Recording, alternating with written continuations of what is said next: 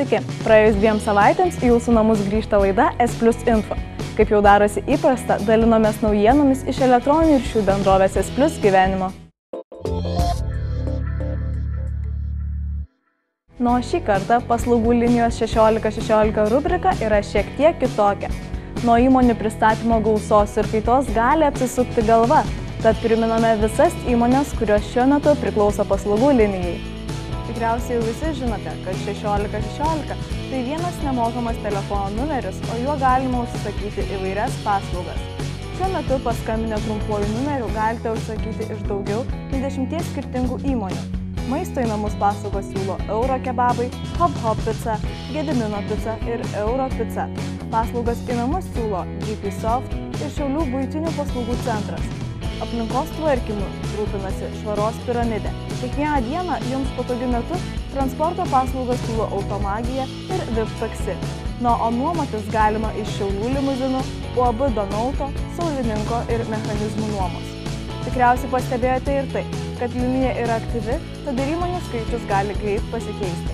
Daugiau informacijos apie įmonės, jų teikiamas paslaugas ir įvairias akcijas galite rasti www.1616.lt, taip pat galite mus sekti socialinėme tinkle Facebook.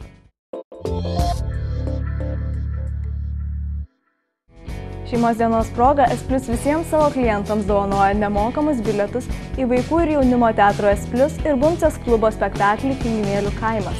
Dar prieš spektaklį Menų centras Skize kvietė visus į Tinginėlių dirbtuves. Dalinamės renginio akimirkomis. Labas rytas, Albina, pažiūrėk už lango, koks rytas gražus. Sakyk labas rytas, aš tingiu. Kaip kilo idėja šiauliečiam padovanoti tokią unikalią dovaną šeimos dienos proga? Ne šiais metais kilo, mes jau šiauliečiams dovanojame 3 metus šią dovaną, jau 2 metus atsiprašau, nes įsikūrė Vaikų ir jaunimo teatras S+, nes yra Vaikų Buncės klubas, kadangi užaugo Vaikų Buncės klubo vaikai ir norėjo toliau tęsti veiklą, tai mes sutarėme, kad atsiras Vaikų ir jaunimo teatras S+. Ir kadangi mes labai gražiai bendradarbiaujame su elektroninių paslaugų bendrovė S+, taip ir nusprendėme, kad reikia kiekvienais metais kažką tai padovanoti šiauliams. Tai ir dovanojame šį nuostabų spektaklį, nes mes su vaikais kūrėme spektaklius.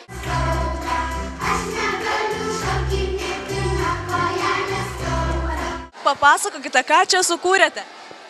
Aš sukūriau, kaip čia pasakys, kažtokį kaip ženklą, ten tokia tata man davė tokį dalyką, kad ant jo purkščiau. Visokias spalvas aš dėjau.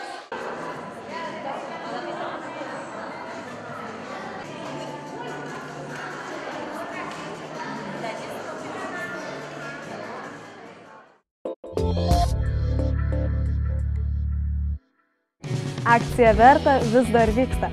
Šį kartą turėtų suklusti visi ieškantis naujo kompiuterio. Plačiau reportaže. Išsirinkti kompiuterį visada yra sunku, tad pasistengėme ir palengvinome jums užduotį. Dabar jums reikia išsirinkti tik iš 3 puikių kompiuterių. Pirmasis nešiojamas kompiuteris yra įprasto dizaino Acer S1311 ir tai yra pigiausias šioje apžvalgoje siūlomas pirkinys. Jame įdiegta Windows 8.1 operacinė sistema, ekranas siekia 13,3 colių, be to kompiuteryje yra integruota kamera. Prietaiso operatyvioji atmintis siekia net 4 GB, o vidinė atmintis 500 GB, kitaip sakant, pusę terabaito. Kitas kompiuteris Toshiba Satellite L50. Tai išskirtinio dizaino modelis, o ir kaina tik šiek tiek didesnė nei pirmojo kompiuterio. Šiame kompiuteryje taip pat įdiegta Windows 8.1 operacinė sistema, yra integruota kamera, o operatyvioji atmintis siekia 4 GB. Šis kompiuteris yra didesnis, ekranas siekia net 15,6 colių, o vidinė atmintis 750 GB. Trečiasis tai Dell Inspiron 15 nešiojamasis kompiuteris. Jame, kaip ir prieš tai minėtose kompiuteriuose, yra įdiegta Windows 8.1 operacinė sistema, operatyvioji atmintis siekia 4 GB, yra integruota kamera. Šio kompiuterio ekranas siekia 15,6 colių, o vidinė atmintis pusę terabaito. Daugiau informacijos apie šiuos ir kitus parduodamus prietaisus galite rasti internetinėje svetainėje www.s+.lt.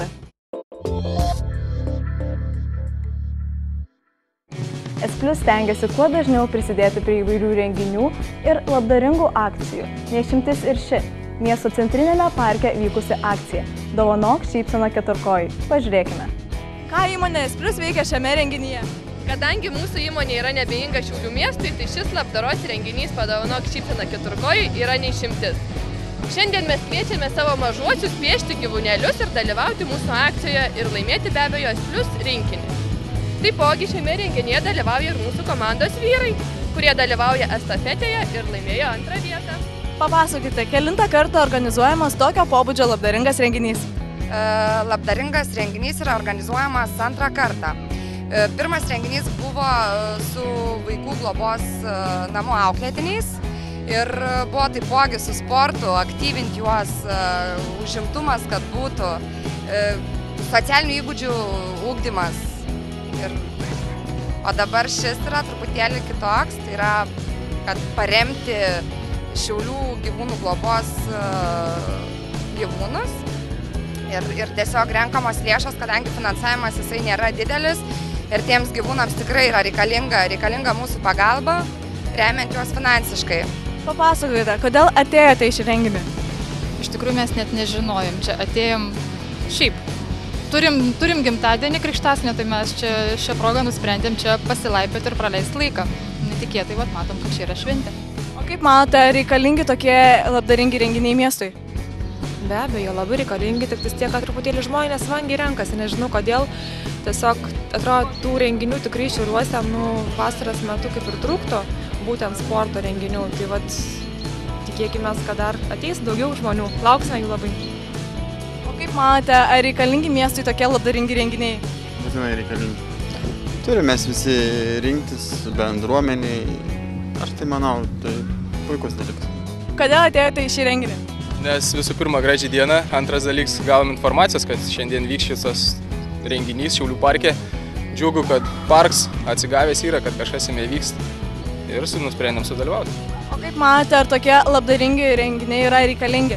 Tikrai taip, kuo daugiau, tuo geriau, ypač jaunimui, kad aktyviau, daugiau domėtos, nes dabar, nežinau, ėjot per rungtis, yra atvažiavę įvairiausių klubų atstovai, reklamuoja save, tai jaunimui yra didelis pliusas sužinoti, kokias yra galimybės, kur lankyti, kokie užsiėmimai ir panašiai. Tai tikrai pliusas.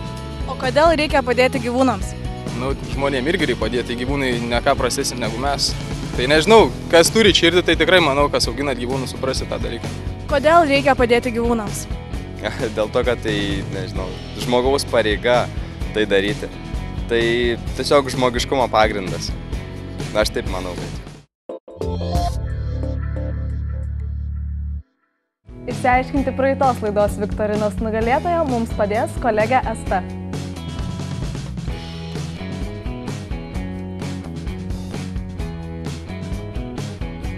Tai Kristina Šimkienė. Su nugalėtojais susisieksime asmeniškai.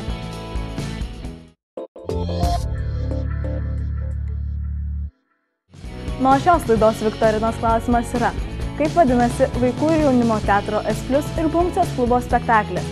Visi teisingai atsakę į klausimą turės galimybę laimėti šią firminę gertuvę. Tad siųskite teisingus atsakymus paštu viktorina@s+.lt. Nepamirškite nurodyti savo vardą, pavardės ir telefono numerio. Kviečiu dalyvauti.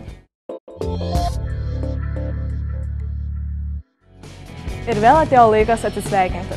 Vasaros metu susitiksime įvairiuose renginiuose kaip Ant Rubežiaus ar miestų šventėse. Nuo laidoje S+ info susitiksime jau rudenį. Iki susitikimo.